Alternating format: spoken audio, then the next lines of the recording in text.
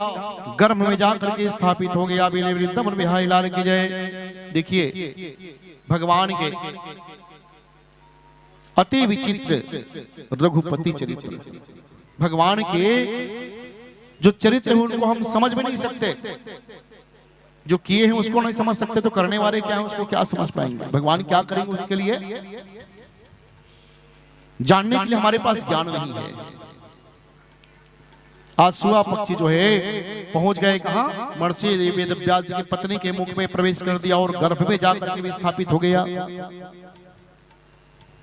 धीरे धीरे कुछ समय बीता और कुछ समय बीतने के पश्चात महर्षि वेदव्यास जी की पत्नी को लगा कि मैं अब गर्भवती हो गई हूं।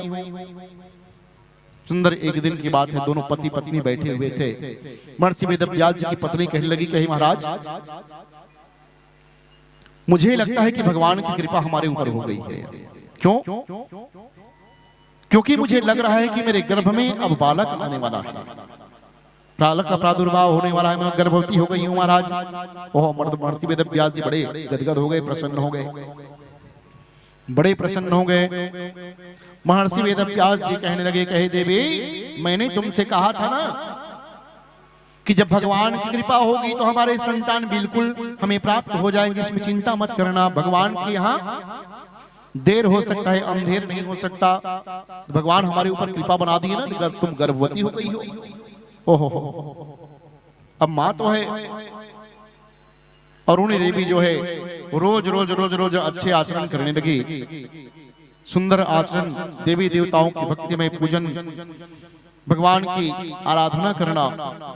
क्योंकि शास्त्र कहता है कि जब स्त्री जब गर्भवती होती है तो उस समय सुंदर आचरण, अच्छा आचरण करना चाहिए, तब कहीं गर्भ में पल रहे बालक जो है सुंदर अच्छे आचरण के पैदा होते हैं। देखिए बालक को संस्कार कहां से मिलता है? बालक को गर्भ में पल रहे उस बालक को संस्कार सबसे पहले माता के द्वारा मिलता है। जब गर्भ में बालक हो, कोई भी स्त्री जब गर्भवती होती है तो 5वें महीने के पश्चात उसमें सद्गुण और दुर्गुण आना प्रारंभ हो जाता है। जैसे जैसे माँ कुछ कार्य करती है, जैसे जैसे व्यवहार करती है, वैसे वैसे व्यवहार उस बालक के ऊपर आ जाता है, उस बालक के ऊपर आ जाता है। तो सुंदर अच्छे आचरण करना प्रारंभ किए। अरुणी देवी जो है व्यास जी की पत्नी, सुंदर अच्छे आचरण कर रोज पूजा आराधना पूजा पाठ कर रही हैं। और वैसे ही अब कहे कि 1 महीना बीत गया, 2 महीना, 4 महीना, 6 महीना। अब साधारण जब बालक जन्म लेता है तो 9 महीने बीतने के पश्चात 9 महीने 1 सप्ताह के अंदर माता के गर्भ से बालक पैदा ले लेता है। बोले वृंदावन बिहारी लाल की जय। बालक कब तक रहता है माता के गर्भ में? 270 दिन, 9 महीना, 9 या 27, 270 दिन। इसलिए गर्भवती जब डॉक्टर के पास में जाती है चेक करवाने के लिए, महाराज कहे डॉक्टर साहब मेरा डिलीवरी डेट बता दो, तो डॉक्टर साहब बोलते हैं कि तुम्हारा मासिक धर्म अंतिम कब हुआ? तो डेट बता दिए डॉक्टर साहब, तुरंत जोड़ लेते हैं 270 दिन, उसमें 1 सप्ताह पहले या 1 सप्ताह बाद बालक का जन्म होगा। इस सोनोग्राफी बता देता है। 9 महीने बीतने के पश्चात जैसे 10वें का छांव लगता है और बालक का प्रादुर्भाव होता है।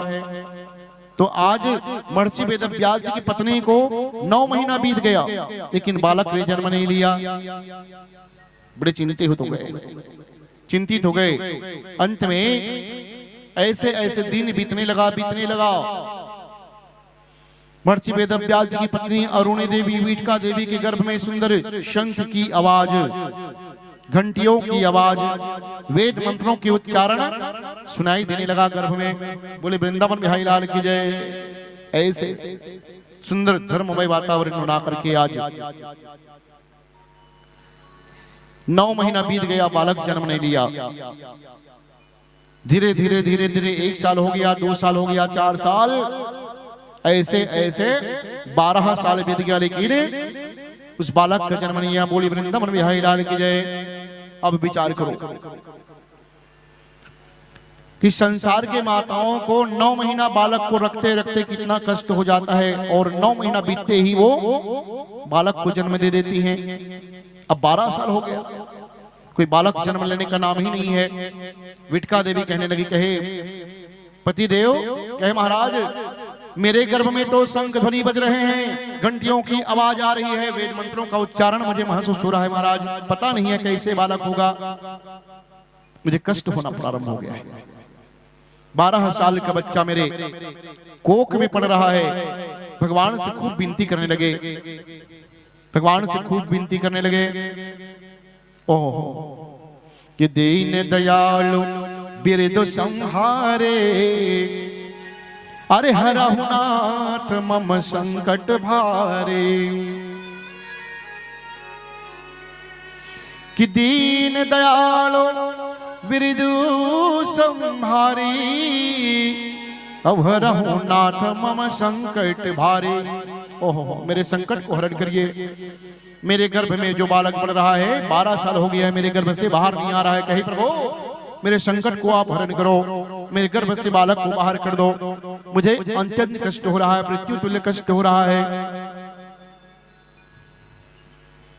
तो सुंदर भगवान की कृपा बनी, भगवान स्तुति श्रवण किए और स्थिति को स्वीकार करते हुए सुंदर और उन्हीं देवी के गर्भ से बालक के रूप में एक बालक पैदा लिया। बोले वृंदावन बिहारी लाल की जय। बालक ने पैदा लिया तो बालक 12 साल का हो गया था। 12 साल का हो गया था। अब जैसे ही 12 साल का बालक अपने माता के गर्भ से, अरुणी देवी के गर्भ से पैदा हुए और आज माता पिता जो है महर्षि वेदव्यास जी, उनके पत्नी को बहुत सारा इंतजार है कि हमारे बहुत दिनों के बाद में हमारे घर में संतान उत्पन्न हो रहा है। जैसे 12 साल का बच्चा पैदा हुआ और तुरंत अपने माता को, अपने पिता को भी नहीं देखा, जैसे ही पैदा हुआ और चलना चालू कर दिया। और उस समय महर्षि वेदव्यास जी, विटका देवी दोनों के दोनों पति पत्नी देखने लगे कि बालक ने पैदा तो लिया हमारे से, लेकिन जा कहां रहे हैं। महर्षि वेदव्यास जी पीछे पीछे जाने लगे और आगे आगे वो बालक चलने लगा।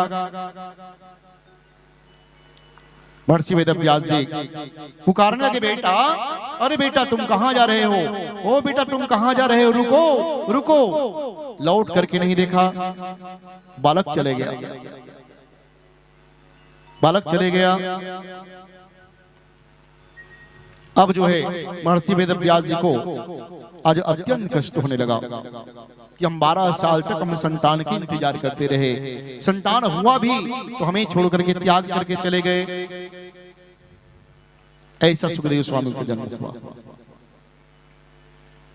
भगवान की भक्ति में चले गए, क्योंकि शुरू से वो अमर कथा श्रवण किया है। विचार कीजिए, सुखदेव ने पक्षी के रूप में वो अमर कथा श्रवण किया है।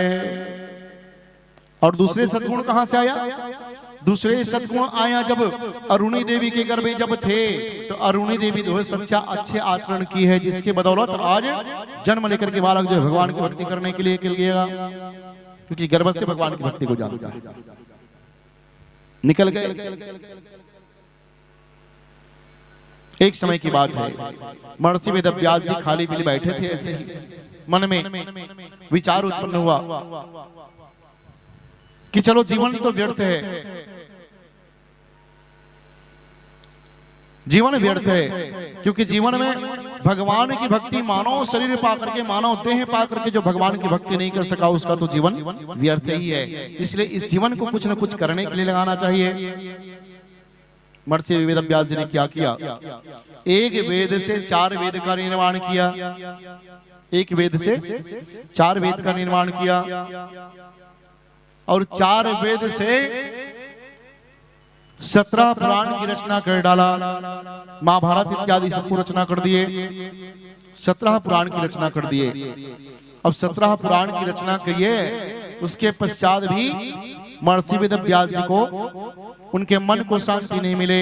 एक वेद से 4 वेद बना दिया, 4 वेद से 17 पुराण की रचना कर दिया, लेकिन मन को शांति नहीं मिले। अब मन को शांति कैसे नहीं मिली? क्यों नहीं मिली? भाई व्यक्ति कोई भी कार्य करता है जीवन में और उस कार्य को करने से उनके मन को शांति नहीं मिली तो वो तो दुख रूप हो गया, फिर भी दुखी है आज। महर्षि वेदव्यास जी एक वेद से 4 वेद बना दिया, 4 वेद से 17 पुराण की रचना कर दिया, लेकिन 17 पुराण की रचना करने के बाद भी उनके मन को शांति नहीं मिली। एक दिन मायूस होकर के बैठे थे, मायूस होकर के बैठे बैठे विचार कर रहे थे अब मुझे क्या करना चाहिए। वैसे ही देवर्षि नारद मुनि का आगमन हो गया महर्षि वेदव्यास जी के पास।